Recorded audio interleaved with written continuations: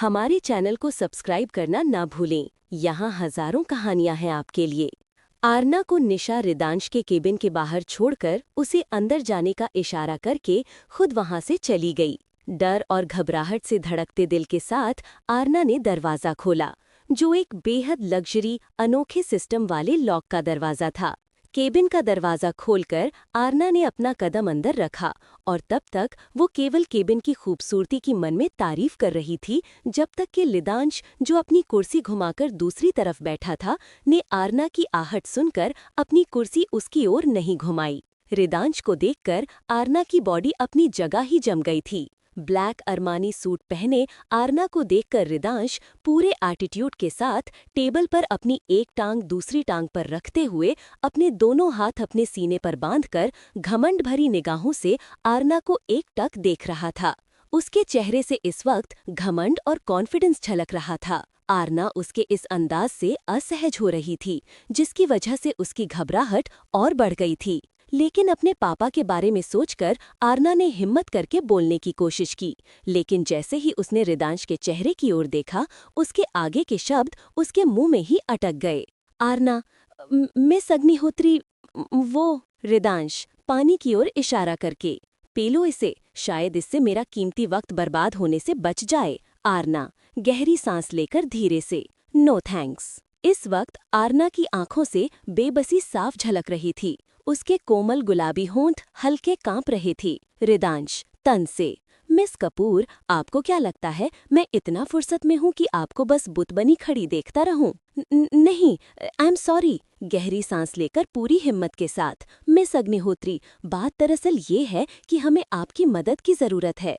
Please हम लोगों की मदद कीजिए, मेरे पापा की रेप्यूटेशन और उनकी इज्जत को बचा लीजिए। रिदांश पूरे आत्मविश्वास के साथ मुस्कुराते हुए, और मैं आपकी मदद करूंगा, आपको ऐसा क्यों लगता है? कुछ पल रुककर मिस आरना कपूर, आरना अपने हाथ जोड़ते हुए, प्लीज मिस अग्निहोत्री, ऐसा मत कहिए, आप मेरी आखिरी उम्मीद हैं, और अगर आपने मेरी मदद नहीं की तो। रिदांश बीच में ही टोकते हुए, तो तुम्हारे पापा और उनका ऑफिस और यहाँ तक कि तुम्हारा घर भी पूरी तरह बैंकरप्ट हो जाएगा।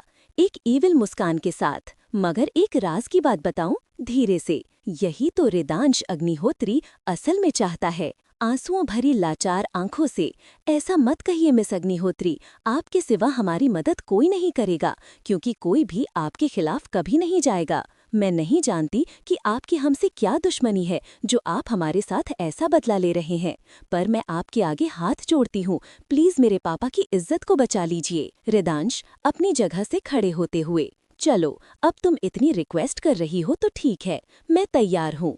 आरना उम्मीद भरी खुशी से कुछ कहने के लिए मुंह खोलती है, लेकिन रिदांश उसे बीच में ही टोक देता है। लेकिन आरना असमंजस से, लेकिन क्या? रिदांश अपनी पैंट की जेब में हाथ डालकर, लेकिन ये कि सब जानते हैं कि रिदांश अग्निहोत्री कभी घाटे का सौदा नहीं करता।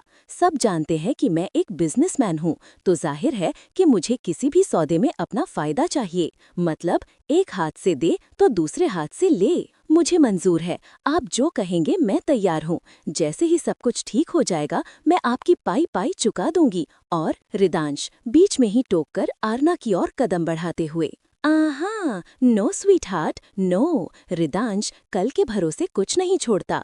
मैं मदद अभी करूंगा तो मुझे उसके बदले अपनी कीमत भी अभी ही चाहिए, वरना भूल जाओ फिर। आरना परेशान होकर, नो नो प्लीज ऐसा मत कहिए, सोचते हुए, मेरे पास अभी कुछ भी नहीं है जो मैं आपको दे सकूं, पर मैं वादा करती हूँ कि। रिदांश जोर से हंसते हुए, और तुम्हें क्या लगता है कि मैंने ये इतना बड़ा बिजनेस लोगों के सो कॉल्ड वादों पर खड़ा किया है? सीरियस होकर, आई थिंक तुम यहाँ सिर्फ मेरा कीमती वक्त बर्बाद करने आई हो, जो कि ऑलरेडी बहुत कर चुकी हो तुम। वापस अपनी कुर्सी की ओर मुड़ते हुए, नाउ लीव, जोर देते हुए, गेट आउट। आरना हड़बड़ाकर, नो नो प्लीज, आप जो बोलेंगे वो मैं करूंगी, आपको जो भी कीमत चाहिए मैं चुकाने के लिए तैयार हूँ, बस प्लीज मेरी मदद कीजिए। रिदांश ये सुनकर वापस से आरना की ओर पलटता है और एक ईविल मुस्कान के साथ उसकी ओर अपने कदम बढ़ाता है, और कुछ ही पल में वो ठीक उसके सामने खड़ा था। और क्योंकि आरना उसके कंधे तक ही आ रही थी, तो सिर झुकाकर ईविल मुस्कान के साथ उसे एकटक देख रहा था। रिदांश तीखी मुस्कान के साथ, आर यू श्योर कि तुम मुझे कोई भी कीमत चुकाने के लिए तैयार हो? आरना रिदांश की करीबी से असहज होते हुए। यस। रिदांश आरना को एकटक देखते हुए। तो फिर ठीक है, मैं तुम्हारी बात मानने के लिए तैयार हूँ।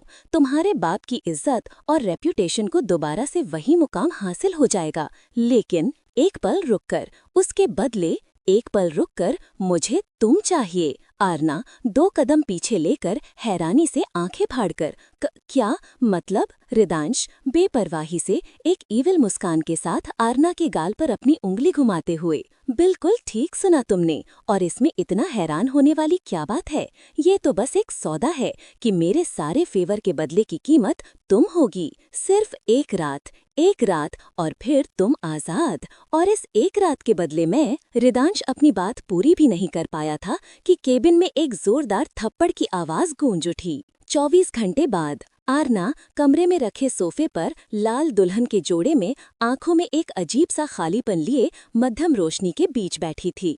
उसके दिमाग में बीते 24 घंटे में उसकी जिंदगी में मची उथल-पुथल चल रही थी। उसे यकीन ही नहीं हो रहा था कि एक दिन में उसकी जिंदगी में इतना बड़ा बदलाव हो गया, और एक पल में उसकी जिंदगी बिल्कुल ही बदल चुकी थी। उसका दिल एक अनजाने डर और खौफ से बैठा जा रहा था। वह अपनी किस्मत की उलझन में ही उलझी हुई थी, और ये उलझन बस बीते पल के साथ बढ़ती ही जा रही थी। आरना के दिमाग में बीते 24 घंटे का समय एक बार फिर चलचित्र की भांति घूमना शुरू हो गया था। फ्लैशबैक 24 घंटे पहले। हमारे चैनल को सब्सक्राइब करना ना भूलें। यहाँ हजारों कहानियां हैं आपके लिए। वो अपनी किस्मत की उलझन में ही उलझी थी, और ये उलझन बीते पल के साथ बढ़ती ही जा रही थी। आरना के दिमाग में बीते 24 घंटे का समय एक बार फिर चलचित्र की भांति घूमना शुरू हो गया था। फ्लैशबैक 24 घंटे पहले। रिदांश आरना को एकटक देखते हुए। तो फिर ठीक है, मैं तुम्हारी बात मानने के लिए तैयार हूँ। तुम्हारे बाप की इज्जत और रेप्यूटेशन को दोबारा से वही मुकाम हासिल हो जाएगा, लेकिन एक पल रुककर मुझे तुम चाहिए। आरना 2 कदम पीछे लेते हुए हैरानी से आंखें फाड़कर। क्या क्या मतलब? रिदांश बेपरवाही से एविल स्माइल के साथ आरना के गाल पर अपनी उंगली घुमाते हुए। बिल्कुल ठीक सुना तुमने, और इसमें इतना हैरान होने वाली क्या बात है? ये तो बस एक सौदा है कि मेरे सारे फेवर के बदले की कीमत तुम होगी मिस कपूर। सिर्फ एक रात और फिर तुम आजाद।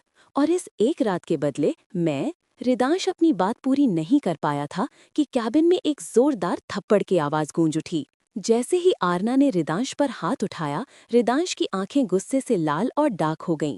उसने अपने दांत पीसते हुए अपनी मुट्ठियों को कसकर भींच लिया था, और उसकी बाजुओं की नसें गुस्से से तन गई थीं। इसे देखकर आरना का पलक थर्रा उठा था, फिर भी उसने पूरी हिम्मत करके अपने चेहरे पर इस डर को छिपाने की कोशिश की। आरना नफरत भरे लहजे में। यू नो वॉट, गलती मेरी ही है जो आप जैसे घटिया और गिरे हुए इंसान से अच्छाई की उम्मीद भी की। मैं अपने बलबूते पर खुद अपने पापा की इज्जत को बचाऊंगी। चाहे मुझे जो करना पड़े वो करूंगी, लेकिन आपके आगे कभी नहीं झुकूंगी, क्योंकि असल में आप सिर्फ एक घटिया और निहायती गिरे हुए इंसान हो। You are totally disgusting. Aarna गुस्से में बोली जा रही थी, लेकिन जैसे ही रिदांश ने अपनी खतरनाक और डार्क आंखों से देखा, तो वो चाहकर भी अपने इस डर को नहीं छिपा पाई, और उसके आगे शब्द उसके गले में ही रुक गए। अगले ही पल रिदांश गुस्से से आरना के बालों को अपनी मुट्ठी में कसकर पकड़कर उसे अपनी तरफ खींच लेता है। आरना दर्द से कराह उठी, और दर्द की वजह से उसकी आंखों में आंसू आ गए। उसके दोनों कोमल हाथ रिदांश के लोहे जैसे मजबूत हाथ से अपने बालों को छुड़ाने की नाकाम कोशिश कर रहे थे। आरना दर्द से कराह कर, छोड़िए मुझे, दर्द हो रहा है। रिदांश अपने दांत पीसते हुए। दर्द क्या होता है, इसका एहसास तो तुम्हें अब होना शुरू होगा। अगर अभी मैं चाहूँ ना, तो तुम्हारा इस दुनिया से नामो निशान मिटा सकता हूँ, लेकिन नहीं, ये तो तुम्हारे गुनाह की बहुत ही आसान सजा होगी। जो थप्पड़ आज तुमने मेरे गाल पर मारा है, ये तो फिर भी वक्त के साथ धुंधला जाएगा। लेकिन आरना के बालों पर अपनी पकड़ मजबूत करते हुए, लेकिन जो थप्पड़ मैं तुम्हारी जिंदगी के मुंह पर मारूंगा, उसके निशान तुम्हारी पूरी जिंदगी नहीं मिट पाएंगे। इतनी बदतर जिंदगी कर दूंगा तुम्हारी कि दिल तड़पोगी तुम। दुआ करोगी मौत के लिए, लेकिन तुम्हें मेरी इजाजत के बिना मौत भी नहीं आएगी। मौत से भी बदतर जिंदगी गुजरेगी तुम्हारी। हर पल उस दर्द से गुजरोगी जो तुम्हें ना मरने देगा और जीने। तुम्हारी वो हालत कर दूंगा मैं कि तुम्हें खुद से नफरत हो जाएगी। अभी तुमने मुझ पर हाथ उठाया, लेकिन अब तुम खुद मेरे पास घुटनों के बल चल कर आओगी, मिन्नतें करोगी मुझसे, भीख मांगोगी मुझसे। आरना दर्द से कराह कर आंसू भरी आंखों से, ऐसा कभी नहीं होगा मिस्टर अग्निहोत्री, कभी भी नहीं। रिदांश एविल मुस्कान के साथ, so let's see sweet heart, कठोर भाव के साथ, 24 घंटे, सिर्फ 24 घंटे में तुम मेरे कदमों में होगी। आरना चाहे जो भी कर लीजिए, लेकिन आप मेरे आत्मविश्वास को कभी भी नहीं तोड़ पाएंगे।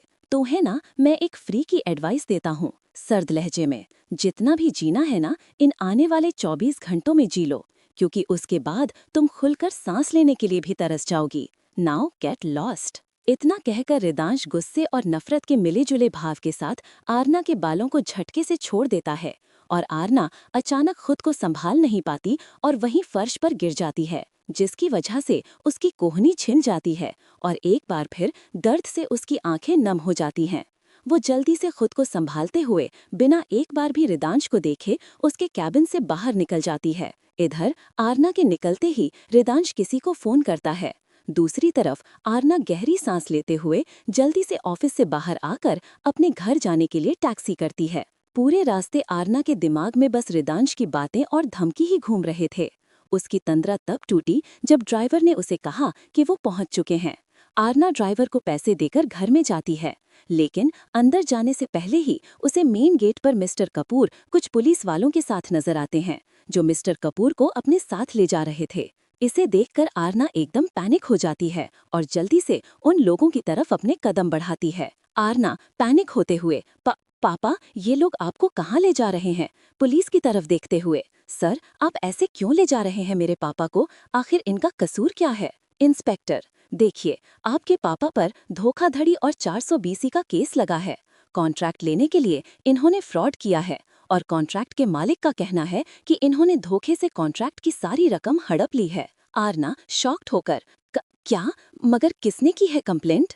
इंस्पेक्टर मिस रिदांश अग्निहोत्री ने। आरना जब रिदांश का नाम सुनती है तो एक बार फिर उसकी धमकी उसके कानों में गूंजने लगती है। मिस्टर कपूर, आरना से खान को मेरी जमानत के पेपर के साथ जल्दी से पुलिस स्टेशन लेकर पहुंचो। आरना जी जी, आप फिक्र न करें पापा, बस मैं आती हूँ। मिस्टर कपूर बिना कोई जवाब दिए पुलिस के साथ आगे बढ़ जाते हैं और उनकी जीप में बैठकर वहां से पुलिस स्टेशन चले जाते हैं। आरना जल्दी से अपनी स्कूटी लेकर वहां से खान के ऑफिस के लिए निकल जाती है। थोड़ी ही देर में वो वहां पहुंच जाती है और खान को पूरी बात बताती है। मिस्टर खान, लेकिन ये सब हुआ कैसे आरना? आरना पता नहीं अंकल, उस रिदांश अग्निहोत्री की हमसे क्या दुश्मनी है जो वो हमारे साथ ऐसा कर रहा है। आप जल्दी से चलिए अंकल और पापा को बाहर निकालिए। मिस्टर खान तुम फिक्र मत करो, चलो पुलिस स्टेशन चलकर देखते हैं क्या होता है। थोड़ी ही देर में दोनों मैनेजर के साथ पुलिस स्टेशन पहुंच जाते हैं और खान इंस्पेक्टर को मिस्टर कपूर के वकील होने के नाते एफआईआर की कॉपी दिखाने के लिए कहते हैं और कुछ देर बाद वापस आरना के पास आते हैं और दोनों मिस्टर कपूर के पास लॉकअप में जाते हैं। आरना परेशान होते हुए, क्या हुआ अंकल, पापा की बेल हो जाएगी ना? मुझे बहुत डर लग रहा है, बोलिए ना अंकल। मिस्टर खान मैं तुम्हारी टेंशन समझता हूँ बेटा, आखिर ना मैं सिर्फ राघव का लीगल एडवाइजर हूँ, बल्कि हम काफी सालों से अच्छे दोस्त भी हैं, लेकिन मुझे नहीं लगता कि राघव को बेल मिल पाएगी। Mister Kapoor what? आरना परेशान होकर, ये क्या कह रहे हैं अंकल आप? खान देखो, बात ये है कि केस बहुत पेचीदा है। राघव तुम पर करोड़ों की धोखाधड़ी का इल्जाम लगा है और आज शनिवार है और कल रविवार। अब तो कोर्ट सोमवार ही खुलेगा, तभी कुछ हो सकता है, और वो भी सुनवाई के बाद। केस ऐसा बनाया गया है कि बिना सुनवाई और पेशी के बगैर अब बेल मिलना नामुमकिन है। अगर कोई और होता तो मैं कुछ न कुछ जुगाड़ कर लेता, लेकिन बात यह है कि जिसने ये केस फाइल किया है वो यहाँ का बहुत ही पावरफुल इंसान है। उसके खिलाफ कोई भी जाने को तैयार नहीं। अच्छा होगा अगर ये केस यहीं पुलिस स्टेशन में खत्म हो जाए, वरना अगर एक बार तुम कोर्ट में पेशी के लिए पहुंच गए तो फिर मुश्किल हो जाएगी, क्योंकि ऐसे केस में 10 साल से लेकर उम्र कैद की सजा मुकर्रर की जाती है। मिस्टर कपूर फ्रस्ट्रेट होकर, ये क्या कह रहे हो तुम? मैं 2 दिन इस जेल में, ये नहीं हो सकता। कुछ भी करके निकालो मुझे यहाँ से अभी। मिस्टर खान, मैं समझता हूँ तुम्हारी बात, लेकिन ये कानूनी मसले हैं, इनमें कुछ भी नहीं किया जा सकता। आरना, अंकल, कोई तो रास्ता होगा जिससे हम पापा को आज ही बाहर निकाल पाएं। मिस्टर खान, रास्ते तो हैं, वो भी 2। लेकिन आरना, लेकिन क्या? लेकिन ये कि दोनों ही होना नामुमकिन है, उम्मीद से। फिर भी एक बार कोशिश करने में क्या जाता है, आप बताइए तो सही। ठीक है, तो सुनो। पहला, कि जितने लोग या कंपनी इस कॉन्ट्रैक्ट से जुड़े थे, वो अगर राघव के फेवर में यहाँ पुलिस स्टेशन आकर गवाही दे दें तो मैं कुछ कर सकता हूँ। और दूसरा तो बिल्कुल ही नामुमकिन है। मेरा मतलब है कि अगर रिदांश अग्निहोत्री खुद इस केस को वापस ले ले तो मायूसी से वो कभी ऐसा नहीं करेगा। हाँ, और कोई उसके खिलाफ जाने की कभी हिम्मत भी नहीं करेगा। इसीलिए मैंने तुमसे पहले ही कहा था कि इन दोनों बातों का कोई फायदा नहीं। मिस कपूर, आरना की तरफ देखकर, लेकिन तुम तो उससे मिलने गई थीं, फिर क्या कहा उसने? आरना जब मिस कपूर की बात सुनती है तो उसके दिमाग में एक बार फिर से रिदांश के शब्द घूमने लगते हैं। मेरे सारे फेवर के बदले की कीमत तुम होगी मिस कपूर, सिर्फ एक रात। मिस कपूर सख्त लहजे में, मैं तुमसे कुछ पूछ रहा हूँ। आरना अपने ख्यालों से बाहर आते हुए, जी पापा, मैं गई थी, लेकिन मन में मैं पापा को कैसा बताऊं कि वो इस सब के बदले असल में चाहता क्या है? मिस कपूर, लेकिन क्या? सख्ती से बोलो। आरना हिचकिचाते हुए, लेकिन वो मिस कपूर फ्रस्ट्रेट होकर, लेकिन यही ना कि हमेशा की तरह इस बार भी तुम कुछ भी करने में नाकाम ही रही। You know what, you are totally useless. तुम कभी कुछ कर ही नहीं सकती। और तुम्हें क्या फर्क पड़ता है मैं कल की बजाय आज मर जाऊं? जाओ तुम, जियो, मौज करो। मिस खान, यार बस करो राघव। एक तो बच्ची वैसे ही तुम्हें लेकर डरी हुई है और ऊपर से तुम उसे बातें सुनाकर और दुखी कर रहे हो। मिस कपूर रूखेपन से, मैं इसे कोई दुख नहीं दे रहा, बस जो हकीकत है उसे बयान कर रहा हूँ। किसी काम की नहीं है ये लड़की। आरना उदासी से, मैं जानती हूँ कि मैं हमेशा आपको बस मायूसी ही देती हूँ, पर आपको यहाँ से निकालने के लिए मुझे जो कुछ करना पड़ा मैं करूँगी। बस आप बिल्कुल फिक्र मत कीजिए, मुझे इस तुम्हारी झूठी हमदर्दी की कोई जरूरत नहीं है। जाओ यहाँ से। मिस खान अपना सर ना में हिलाते हुए, बेटा तुम इसकी बातों पर ध्यान मत दो, ये अभी फ्रस्ट्रेट है तो कुछ भी बोले जा रहा है। चलो तुम घर जाओ, मैं देखता हूँ कि क्या हो सकता है। आरना अपना सर हाँ में हिलाते हुए, जी अंकल। इसके बाद आरना वहाँ से चली जाती है। दोपहर से शाम और शाम से रात हो चुकी थी। रात के 8 बज चुके थे और आरना अब भी इधर से उधर मदद के लिए घूम रही थी। उसने मिस्टर कपूर के हर एक बिजनेस एसोसिएशन और कॉन्ट्रैक्टर से अपनी मदद की रिक्वेस्ट की, लेकिन हर किसी ने कोई न कोई बहाना बनाकर उसकी बात को टाल दिया। लेकिन असल वजह तो रिदांश था और ये बात आरना अच्छे से समझ रही थी। घड़ी में रात के 10 बज चुके थे जब आरना मायूसी और उदासी से घर वापस लौटी। वो थकी हारी सी सोफे पर बैठ गई। उसे कुछ समझ नहीं आ रहा था कि वो आखिर क्या करे। तभी उसे राहुल का ख्याल आता है और वो जल्दी से अपना फोन निकालकर इधर से उधर टहलते हुए उसका फोन लगाती है। लेकिन शायद उसकी किस्मत आज पूरी तरह उसके खिलाफ ही थी। राहुल का फोन बंद आ रहा था और कई बार ट्राई करने के बाद भी राहुल का फोन ना लगने पर वो नैना को फोन लगाती है। 2 रिंग के बाद वहाँ से फोन पिक होता है। आरना, हेलो नैना। दूसरी तरफ से, अरे आरना बेटा, कैसी हो तुम? आरना अपने हाथ से अपने बहते आंसुओं को साफ करते हुए, मैं ठीक हूँ आंटी, क्या मेरी नैना से बात हो सकती है? नैना की माँ, बेटा नैना तो अभी बाहर गई है और जल्दी जल्दी में अपना फोन भी यहीं भूल गई। जैसे ही वो आती है मैं तुम्हारी बात करवाती हूँ। आरना, जी आंटी। इतना कहकर आरना फोन रख देती है और वहीं सोफे के पास बैठकर घुटनों के बल बैठ जाती है और उसकी आंखों से बेबसी और लाचारी के आंसू निकलने लगते हैं और उसके कानों में आज हुई सारी बातें एक एक करके गूंजने लगती हैं। ये तो बस एक सौदा है कि मेरे सारे फेवर के बदले की कीमत तुम हो भी मिस कपूर, सिर्फ एक रात। ऐसे केस में 10 साल से लेकर उम्र कैद की सजा मुकर्रर की जाती है। लेकिन यही ना कि हमेशा की तरह इस बार भी तुम कुछ भी करने में नाकाम ही रही। You know what, you are totally useless. सिर्फ एक रात, यू आर टोटली यूजलेस। एक रात और फिर तुम आजाद, 10 साल और उम्र कैद। आरना रोते हुए, जोर से अपने कानों पर हाथ रखते हुए, no no no, stop it, stop it. Aarna अपने दोनों कानों पर हाथ रखे बस लगातार बेबसी और लाचारी बहा रही थी। ऐसे ही अपनी उलझनों में उलझे कब सुबह का सूरज निकला, आरना को कोई होश नहीं रहा। सुबह की पहली किरण के साथ ही आरना अपने फैसले पर पहुंच चुकी थी और इसी के साथ घर से निकल पड़ी।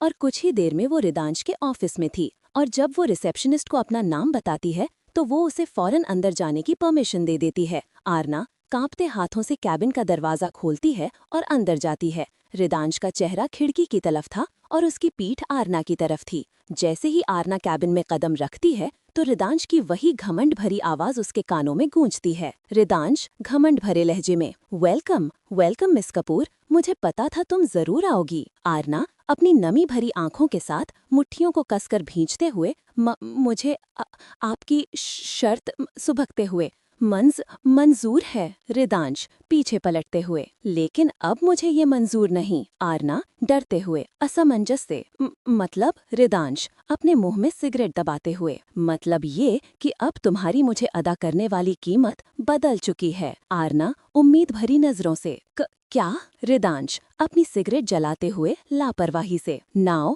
As a prize I want to see you become, एक पल शांत रहकर, माय वाइफ।